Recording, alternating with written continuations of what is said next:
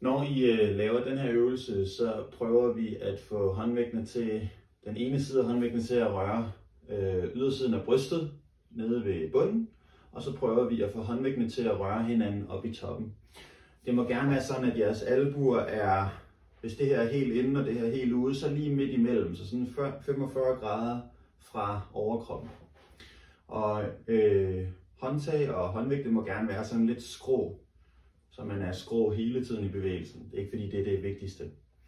Men jeg vil lægge håndvægtene op på lårene, og så lægge dem ned på maven, når jeg skulle have dem op.